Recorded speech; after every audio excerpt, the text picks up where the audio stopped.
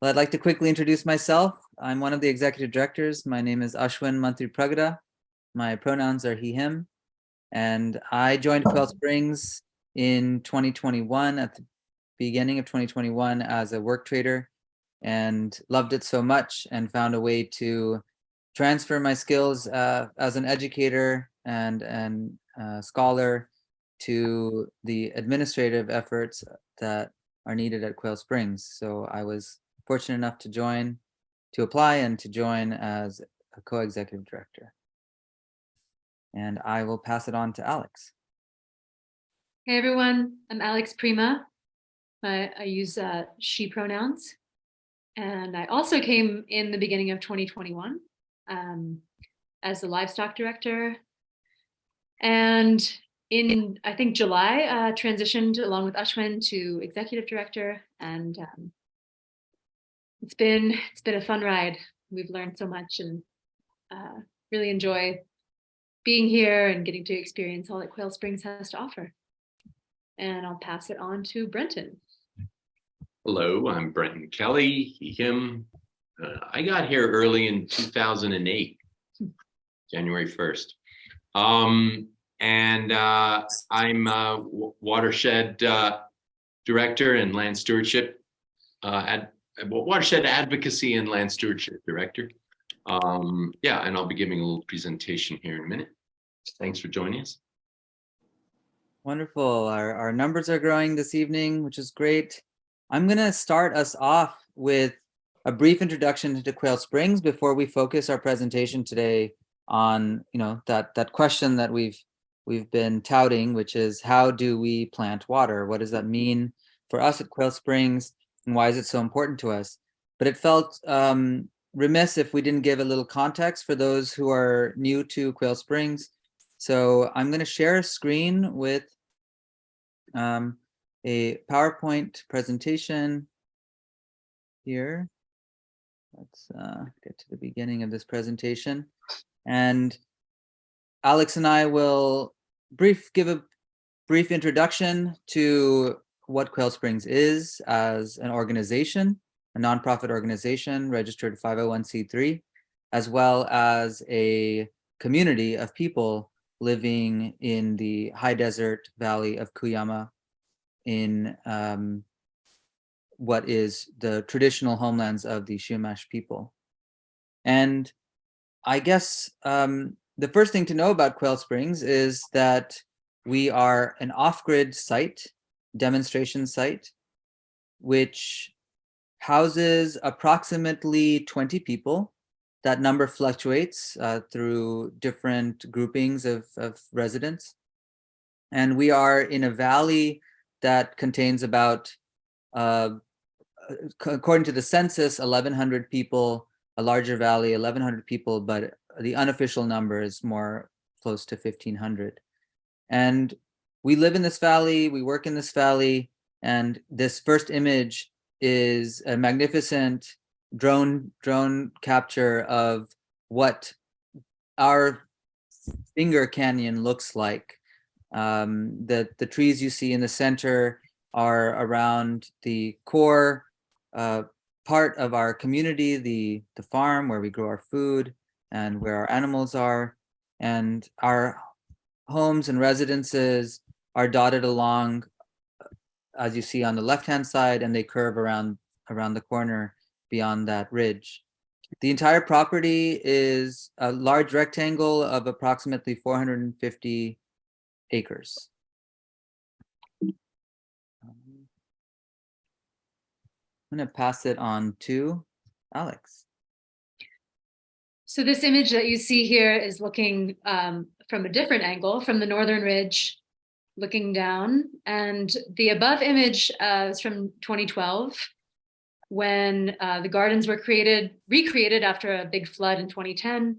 And Brenton will share more about this later, but you can see the gardens shaped on contour.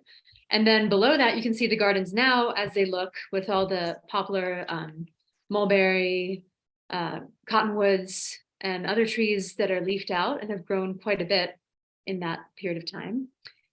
And we are a permaculture demonstration site. We teach permaculture online now.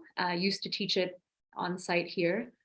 And permaculture, I assume most people know, but it's a design system that takes into account, it's both involves land, how people function, how we systematize ourselves, and looks at various ways that we can make our growing and our living more efficient and more sense making in all kinds of different methods.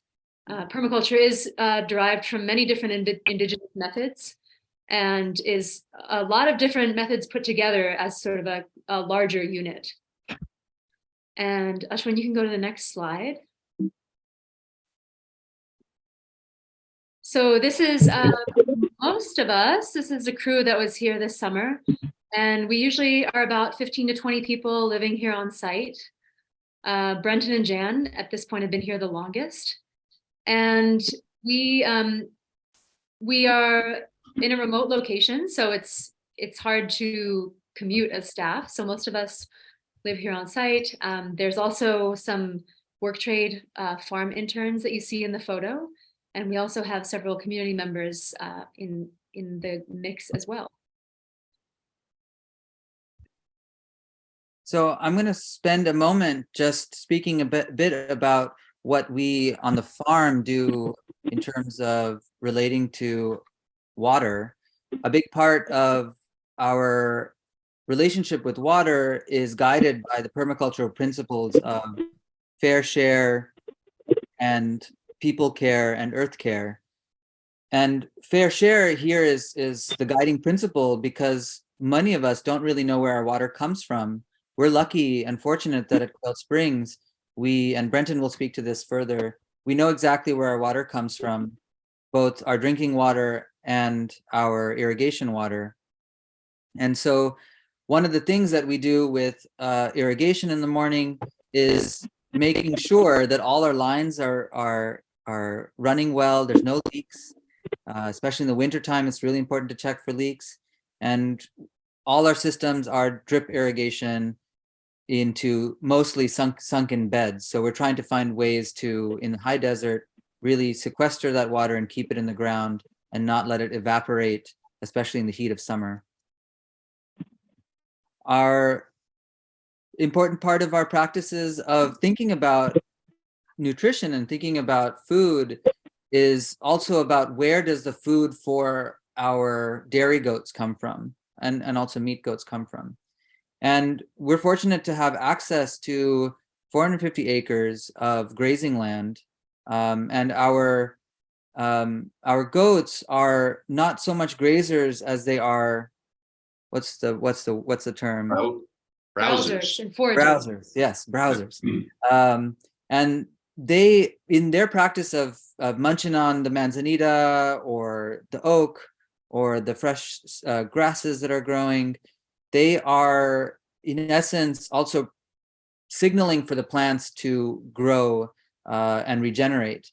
And of course their manure littered all over the land is also a means for regeneration of the land, like other ungulates that you'll find in a forest.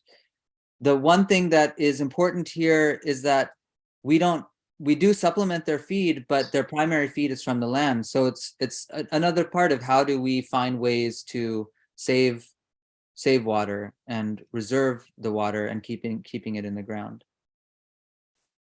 So here's the picture of the goats nibbling on a fresh, yummy yucca. If they see this coming out of the ground, that's the first thing they'll run to. People have asked in the past, is this damaging to the landscape? You know, it's a good question, and we watch them very carefully, and we witness the abundance of yucca. So in this particular canyon, yes, yucca harvesting and thinking about the ways in which the land is accessed by animals is really important. It's actually what drew Quail Springs into existence, is the overgrazing of the region by cattle. But if you pay close attention and find a relationship with the land, there's ways in which it actually doesn't degrade it, but regenerates it. And of course, chickens are a big part of our systems, and they love to snack on our farm scraps. Hand it over to Alexx. Here we have Brenton in two places at once, tending the spring. So the spring is a big reason of why we can be here. And both Brenton and Rachel will speak more to it. But it's up canyon from us, and has been tended by people from Quail Springs since 2004. And before that, this was kind of an area where people had seasonal homesteads and where cattle grazing was happening. And the cattle were going to spend time under the cottonwoods and were eating all of these grasses and sedges, and that tend to help keep the water in place and to have it slow spread and sink. So a lot has changed over the years since we've been here, and have made this a priority of what we do and how we can be here. And then go ahead to the next slide, Ashwin. So you'll also hear a lot more about this. This is part of the water is part of the reason for holding this webinar, to share with you what we do. And so the Pryjma Valley is one of the places in California that, though it's a very complicated scenario for us, is one of the simpler water systems, because we don't have any flowing rivers. So we're really just dealing with how the pumped water is being divided among the farms here. A lot of carrots are grown in the Pryjma Valley. There's two major corporations that grow here with carrots and greens. And Brenton is a big part of the advocacy work that happens here in the Valley, sits through hours and hours of meetings. I'll pass for now and let him speak more on that later. So one big part of Quail Springs and the success of Quail Springs is its evolution as an organization into a sociocratic model, which we understand as a worker self-directed model of governance. So we all, if you may have noticed on our website, all staff members, paid staff members, are directors, which doesn't mean that we make decisions alone in our in the things that we are directing. Rather, it means that we hold a responsibility to a circle of people who are a team, who then come together and make decisions on behalf of the organization. So this is just a brief introduction to some of the things that, some of the circles that are held here, also known as, or one could call them just teams or meetings. And some of the most important ones that relate to the water work are currently the Farm and Land Stewardship Circle, the Facilities and Infrastructure Circle, and the Advocacy Circle. But as we're describing in this presentation, every aspect of our work hinges upon our relationship with water. And so much of the work that we plan ahead in the next coming years are going to really strongly involve the program circle with watershed hikes and more water education, webinars like this. It's going to become a big part of our finance and operations. It is already, but even further. And it's a very strong part of our diversity, equity, and inclusion work.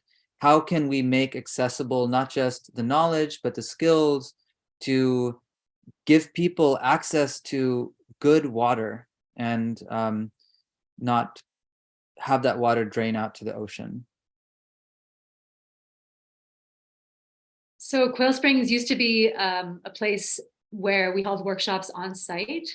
But then with the onset of COVID in 2020, and due to some county restrictions with Ventura County, we have switched to online for our education.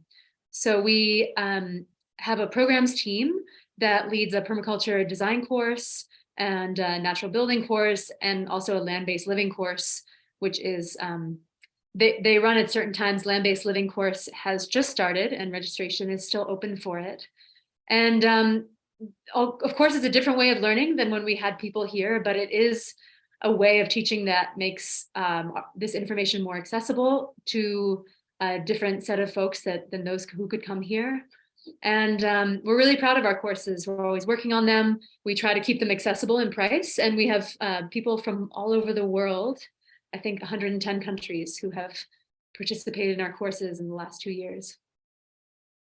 And we are also an organization that has never turned away a student for lack of funds for education. And we believe in this, and that's only possible because we have the support of donors, individual donors, people who believe in our work and see the effect of our work and are able to offset our ability to offer, in the past 2 years, over $45,000 in online educational scholarships to all kinds of people, veterans, to single mothers, to people who are historically underrepresented in environmental educational work, or to even other nonprofit organizations that we partner with. There's one in Kenya, which is a safe house for women who have been connected with Quail Springs for a time, and we're so excited to know that we have online educational opportunities. And so we've offered our entire suite of education to them to share with their clientele and the people that they work with. Our work is historically known largely for natural building and research, and it's a still big part of what we do. Our 2 natural building directors are currently living off-site, but they're doing much of the research and advocacy work that is needed on a national and international scale. This image you see right now is one of the houses on site. It's the farmhouse. It's close to the chickens and the goats. And it is one of 8 cob and straw bale structures. So natural building is essentially using the materials closest to home to build one's housing. And the beauty of natural building is that it's affordable and it's fire resistant. This particular method of natural building with cob is fire resistant. So in this landscape in California, it's really important to think about the ways in which our homes become tinder for fires and what happens to that material as it burns into the atmosphere. We also have 4 yurts on site, and we have 6 cob outbuildings. One of the biggest accomplishments that Quail Springs has led the effort on is the building of a cob wall for receiving an ASTM, American Society of Testing Materials, E119 rating. So what that essentially translates to is this is the first time in American history that a cob wall has been tested for its fire resistance. A 2,000-degree flame was torched on one side of this wall, this foot thick wall, and for I think it was 2 hours, 2 to 3 hours, and the other side of the wall raised just a couple of degrees. So this is just proof that we're trying to build into our code that this kind of building is essential for thinking about the future of California and the West. This is looking down from Reyes Peak at the beautiful Pryjma Valley. And so many people don't know where we are, but we're inland from Santa Barbara and Ojai on the Highway 33. And Quail Springs sits at about 3,500 feet. This is high desert. You can get a beautiful view on the 33 looking down at the Badlands. And so it's a beautiful, special place to live. This is Martha Yepes from the Family Resource Center in the Pryjma Valley. We work closely with the Family Resource Center. They provide all sorts of social services in the valley. And Martha is just a powerhouse who does so much for the community. And we've collaborated with them on all sorts of local outreach projects. They've been an excellent organization to work with, and that relationship is longstanding, and we've really been trying to increase our overlap and We had a wonderful pizza party in the fall, and we've created a garden behind the FRC, which is an old parking lot called the Imagination Garden, which was, the idea blossomed quite a few years ago at Quail Springs. And then this year it really took off with this team. So we had a mural painted, we installed garden beds, and created how many beds for families? 10 beds for local families to grow food in. And it just, I have worked it for years as a gardener, and so have seen spaces transform quickly, but it blew my mind how quickly the space changed and just completely transformed. It was so green in the summer, and this is not an easy place to grow food, but we set up drip irrigation and had work parties, and we're only looking to expand more and do more at the Imagination Garden, be able to teach some courses there, offsite courses. So we're really proud of that work and really delighted to be collaborating with the community and with the FRC. Thank you so much, Alexx. We're gonna stop here. So that's kind of a brief introduction of Quail Springs and all the work we're doing. And then I'm gonna hand it over to Brenton to speak specifically about planting water. All right. Well, I want to start off just giving you an idea of where the majority of our water comes from. Here at the farm, we do have a small well for domestic use, but most of our water comes from a natural seep, a series of seeps that make up the spring. And when I first got out here in like 2007, there were only a couple of big cottonwood trees, about 15, one of which is towering over Ashwin's head there, that had been cottonwood trees that were large enough at the time the cattle were first introduced over 75 years ago. So these are trees that are 100 or more years old, and they were the only surviving cottonwoods or major riparian tree that survived the 75 years of grazing by cattle. The cows, of course, in the summer wanted to be up in the wallows, in the mud, eating the sedge, eating the willows, and eating all of the young cottonwood tree seedlings. So that when I first got here, it was really a steep banked, kind of muddy gully with water flowing mostly only at night, and in the daytime it would dry up. The farm irrigation system was a challenge to get hooked up to be able to take a portion of that. The principle of fair share has always been at the forefront of wondering, well, how much of this precious water that's dripping out of the landscape can we actually capture to take down canyon to feed our little oasis? And over the years, the best thing we did was deny the cattle permit, grazing permits to the cows. Our goats don't even go up to the spring; they go out on the dry lands and the badlands. And the recovery from the cattle was tremendous. But also we offered a lot of our time and effort to plant some willows, spread the water out in small hand-built structures that kind of plugged up. It's not probably a good term, but sort of slowed down the water, but it didn't plug it up. And we continue to do this kind of activity.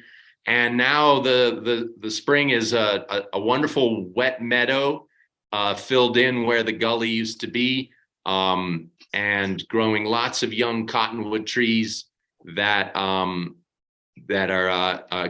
grandchildren of the old ladies that still tower over the banks. And there's been more and more water available for us to sort of safely divert out of the wetlands down to our farm. Ashwin, can you show us that picture again in the opening of the before and after of the farm? Sure. It shows a good example of how we terraformed the garden to plant the water. So this is about a mile downstream of where the spring is. So there is a gully that flows through the middle of both of those photos. It flows maybe after the first 4 or 5 inches of rain in the wintertime, and dries up into the spring in the early summer. But in this upper photograph, you can see a bunch. It looks kind of like a waffle out there, and those are all sunken beds that we dug to keep all the compost and moisture down underground, as opposed to raised beds that would dry out. And then they're laid out across the garden space on contour, and in certain intervals, we planted those trees that 8 years later you can see forming a really nice canopy. We planted a Lombardy poplar, a hybrid poplar that's a very vertical structural thing for a windbreak. The winds would blow pretty substantially from right to left in this photo up canyon. And they were hot and dry winds, so just blocking the wind was really important. And then also a little bit cooler and shadier helps stabilize the soil. So it also, in the center of that photograph on the top, you can see a large depression. And that's a pond that we fill seasonally in the winter. So I can divert a great deal more water in the wintertime from the spring than we can in the summer. And but we're also not irrigating as much in the winter. So we use that water, we plant it, we fill that pond up. That pond is also just a little upstream from our well. And so that water trickles down underneath the garden and helps reduce the irrigation demand in the summertime, but also helps recharge our well. The well is used only for drinking water and is almost about 1/100th of the daily use that we divert from the spring. In the summertime, when there's not as much water to divert up at the spring, we are able to get about 4.5 to 5,000 gallons a day in August. And that is what is sort of our limit. We can get that much water now and still have a little overflow at the spring so that the wetlands continue to develop.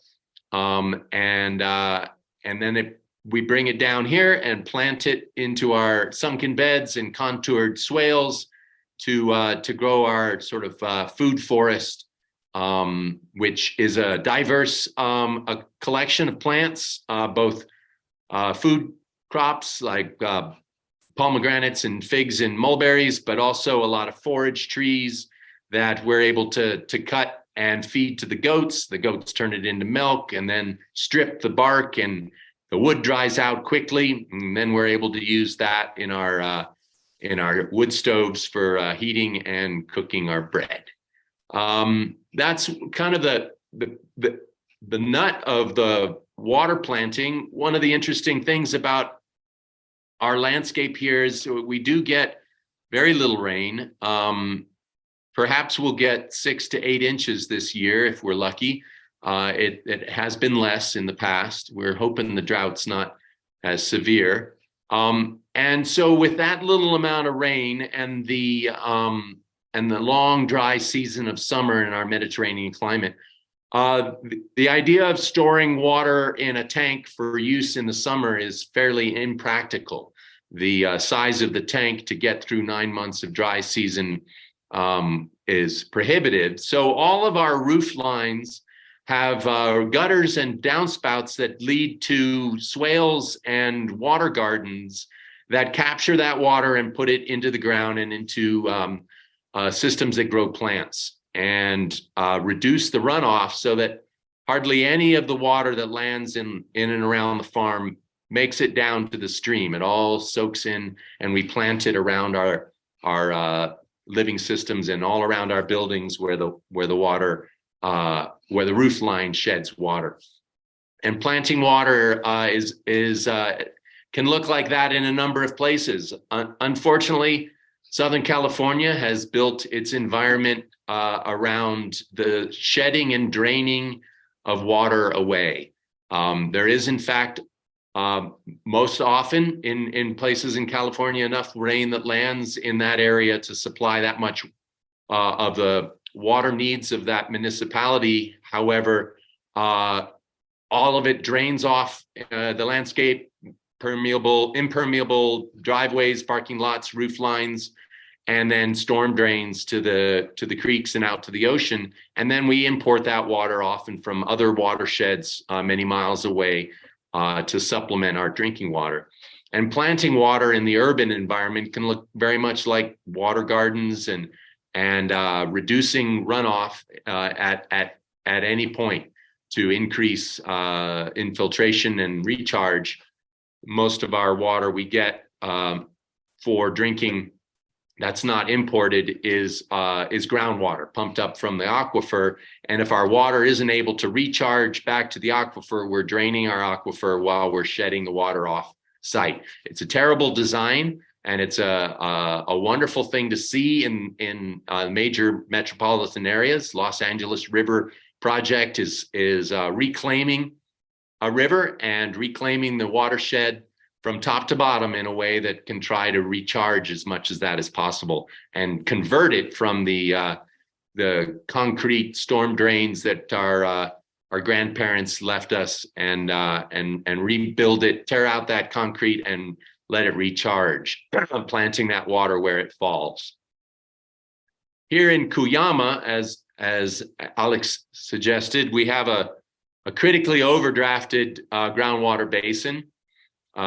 We are in a position in Southern California where there are no state water projects or federal water projects available, and the water that we have in the ground is all the water that is available. There's a river that flows through the valley that is a storm flash flood river that when it does flow, it's flowing with clay-rich mud and is only flowing right after a rainstorm. And there's very little recharge because of all that mud. It flashes off down to the reservoir at Twitchell at Santa Maria. And all of the water that supports the irrigation in the Cuyama Basin is groundwater. And much of that groundwater was planted down there underground 30,000 years ago during the melting of the last ice age. It's Pleistocene water that is not easily recharged in our lifetime. And the groundwater elevations are dropping sometimes more than feet a year. The Sustainable Groundwater Management Act, California law, has come into effect to try to develop sustainability, and it's proved to be quite a challenge for the Cuyama Basin. We've now been subjected to a lawsuit for adjudication by the two major growers. So it's off to the courts while we're trying to figure out how to sustainably allocate what water there is left. The big challenge, and I'm the chairperson of the Stakeholders Advisory Committee, trying to bring a local perspective and advocate for the small farmers in the valley. That water is difficult to replant. It's there from a long time ago, and it's being used at an unsustainable rate. And if anything gets me more excited, it's try putting sustainability in your law, and then you'll get me involved. So we spend a lot of time in meetings for that. With the Family Resource Center that we're doing the gardens with in town, in the new Cuyama town site, one of the things we also hope to help the community with is a gray water project that can divert some of the household water use into the landscape. And that's another form of planting water. And I think Rachel's gonna tell us a little bit about that. Our facilities and infrastructure director here has been working in Los Angeles before she came here with a lot of gray water installations. And we're hoping to be able to bring that to our community. Ashwin, should I hand it to you or hand it over to Rachel? Hi, my name is Rachel, and I am the Director of Facilities and Infrastructure here at Quail Springs. I joined the team back in February of last year, and I have a background in creative construction. Before I came to Quail Springs, I was working in Los Angeles, designing and installing residential gray water and rainwater recycling systems. What brought me to Quail Springs is their holistic and integrated approach to living with reciprocity, and Quail Springs' dedication to learning and sharing those skills. Our direct and intimate relationship to our resources, whether water, food, power, or the roofs over our heads, is a relationship I wish everyone could know.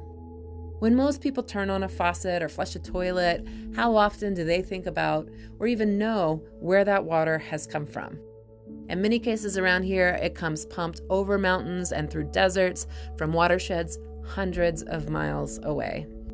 Almost 20% of California's energy is spent pumping and treating water. Despite this, our water demand does not necessarily exceed the rainfall we get if we only had the infrastructure to keep it and use it. But instead of planting our water in the earth, we have designed paved and piped systems to send it to treatment plants or straight to the ocean, causing pollution and algae blooms while our aquifers dry up. We urgently have to change our relationship to water. Our future requires it. So what if we valued the water we already have?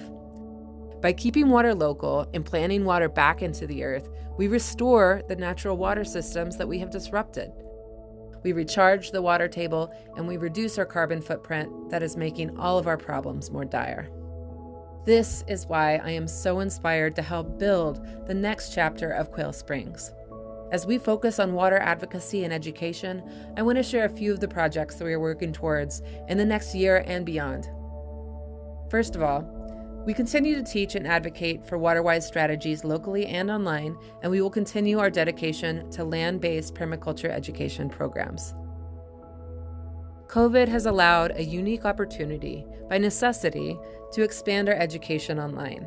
While we have really missed in-person classes, we are proud that we can now serve a much more diverse group of people from all over the world who can practice skills in their own backyards and communities. We continue to offer our renowned natural building course with students from all over the world, as well as our land-based living course where you can learn permaculture principles to build climate resilience by working directly with your own soil and water. We are also continuing our in-person community outreach programs. Our 10-plus year collaboration with the new Cuyama's Family Resource Center has strong roots. The Imagination Garden we have built there now contains 10 plots, lovingly tended by dozens of local families who now grow their own vegetables in this food desert. We are continuing to make the FRC our Cuyama hub for future workshops, meetings, and community meals. We are working to launch free bilingual graywater workshops in 2023 and hope to install laundry-to-landscape graywater systems in households all over this dry valley. We continue to work with Cuyama Valley Unified School District to facilitate expert-led educational watershed walks, nature immersion field trips, and water awareness for students K through 12. We are continuing our relationship with the Wilderness Youth Project and are coming back to the coast to coyote teach and encourage playful restoration. We are also very hopeful to work with the county to help design the Salisbury Urban Creek Repair Project in New Cuyama. This currently is a neglected, straight flood-controlled ditch, and we hope to revitalize this channel, as we have our own spring, by adding sinuosity back and create a public asset for the urban park it runs through, for the wildlife habitat it regenerates, and which has the additional benefit of increased flood and storm mitigation. We continue to shape water policy in Cuyama and beyond with partners across California. We collaborate with water advocates throughout the region to focus on productive strategies. Brenton and I are working with the Localizing California Waters group, which brings together builders, conservationists, state regulators, students, and designers to build networks to help us achieve a collaborative vision of a water-resilient California. We are collaborating with filmmakers and media outlets to tell the Cuyama Valley water story. And finally, we are working to partner with scientists interested in Quail Springs as a site for a hydroecological study. We want to apply quantitative, analytical research methods to assess riparian restoration and to track and document the return of wildlife within a restored habitat. This is just some of the work that we are doing to create models to replicate and scale up our work to slow, sink, and spread water. So with that, I ask, will you join us in helping to plant our water back into our earth? Thank you, Rachel. Yeah, that's a brief view of some of the things we're looking forward to this year. At this point, we have some time for some questions. If anybody, if we glossed over some things or that excited some questions in anybody's mind, we have a little bit of time for some Q&A with that presentation.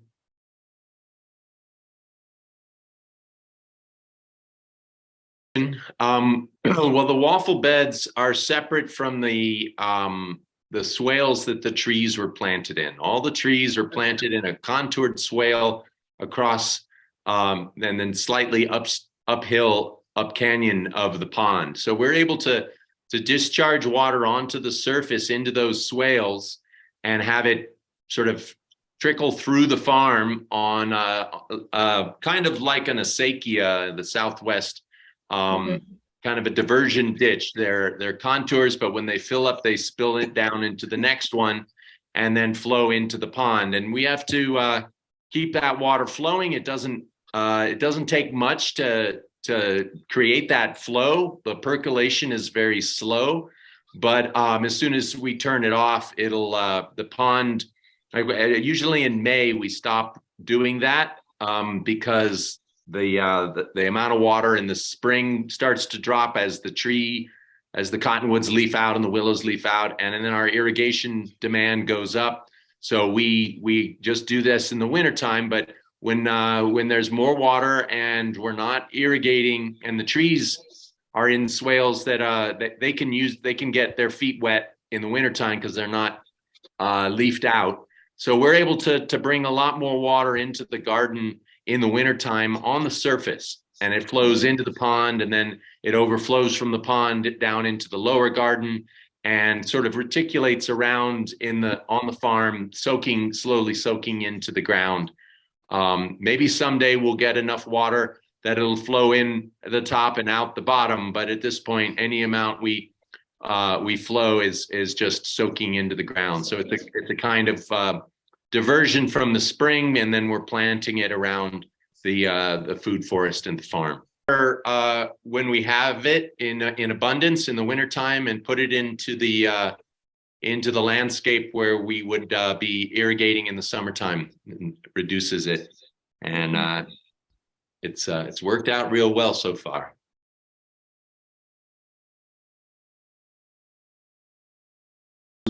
Absolutely. It was more difficult to get our irrigation needs met early on, and now I'm able to meet our needs while constantly keeping an overflow up at the spring, maintaining the wetland flow rate.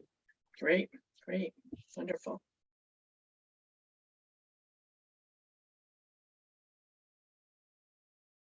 Currently, we don't. I think this team right now is this team at Quail Springs is one that's really putting a lot of information over the years. It's been verbal on paper for ourselves. So that's kind of our first step. And then hopefully we'll be able to branch out and create more documentation to share and pass on outward. A goal we have in mind is just expanding our website to have more resources and more information. Our natural advocacy director has dreams of a book, but currently we don't have anything that we have in paper. I mean, these are webinars like this are great opportunities, and you mentioned our courses, but that's something to strive for. Yeah. Something we'd certainly like to do.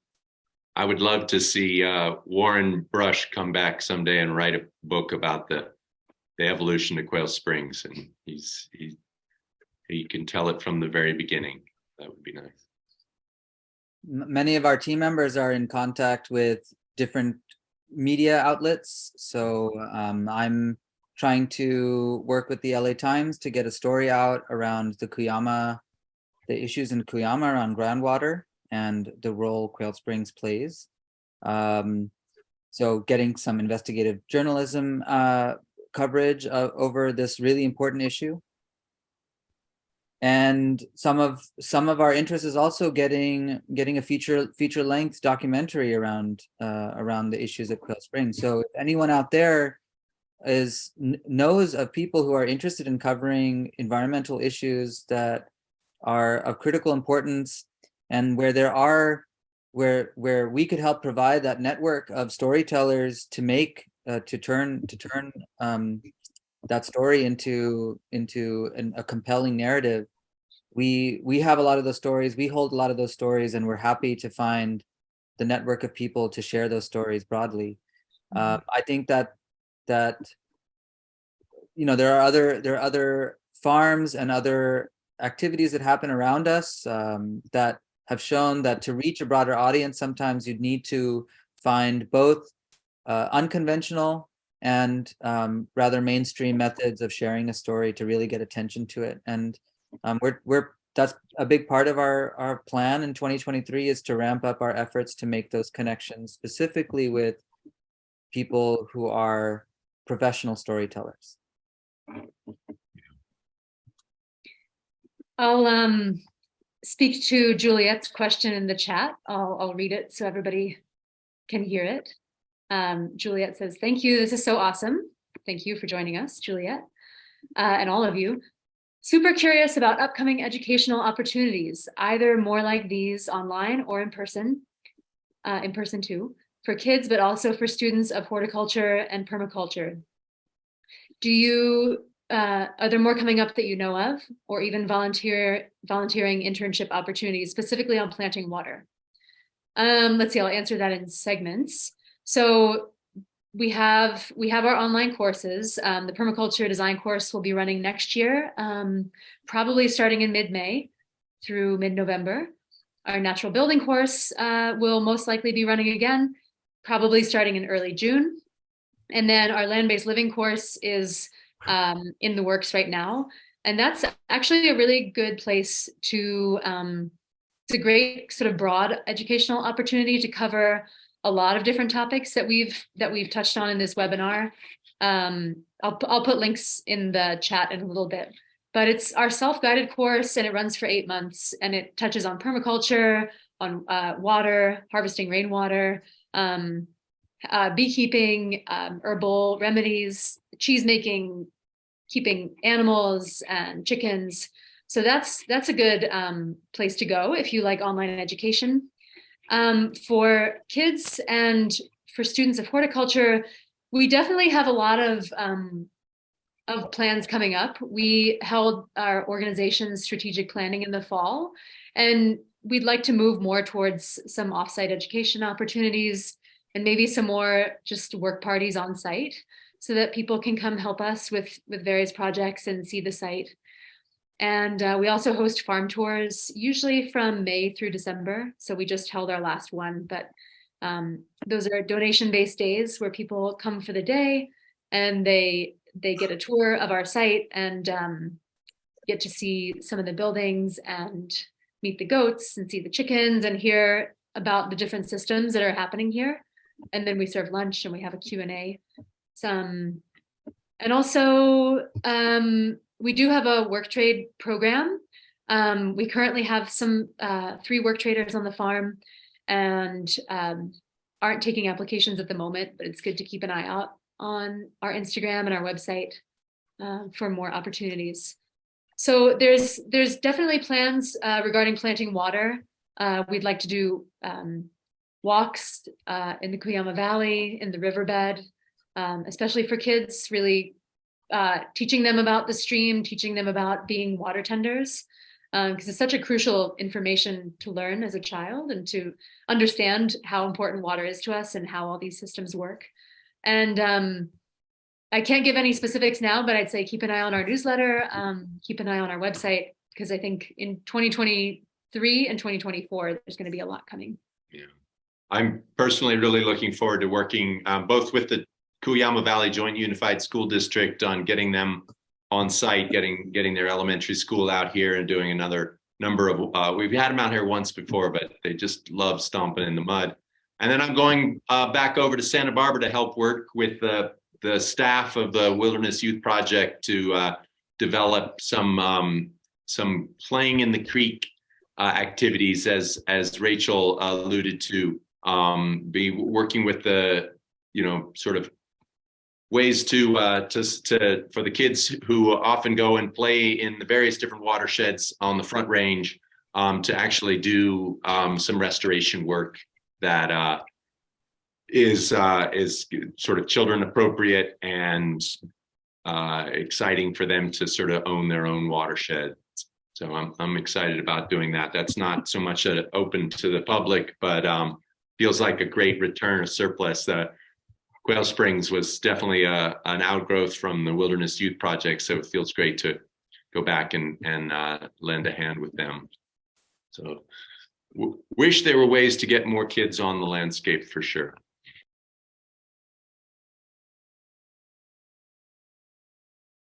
That's a great question, Sammy. We get a lot of these inquiries, and it's all around our capacity as an organization. And so our immediate answer is always yes. And I'll be right there. Yeah, our follow-up is, okay, how are we going to make this happen? So please reach out to us personally, and that goes also to Juliet. And there's ways that if it feels like we can find mutual support also in making that happen financially, the costs in relation to that,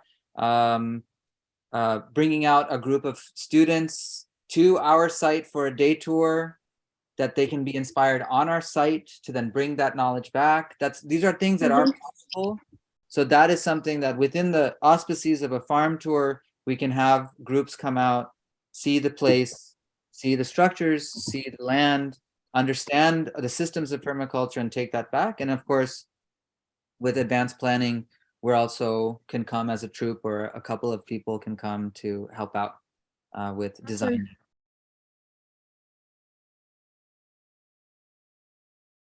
Great question, because I just learned about Ventura Wild.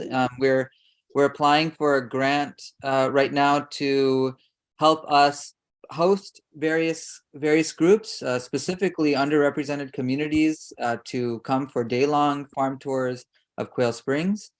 And I'm currently, as one of the executive directors, applying for 3 various grants that will do this. One is through Ventura County. We just submitted it yesterday, so wish us luck. And one of our hopes is to connect with Ventura Wild to get a group of people from Ventura Wild out to Quail Springs. So a very timely question.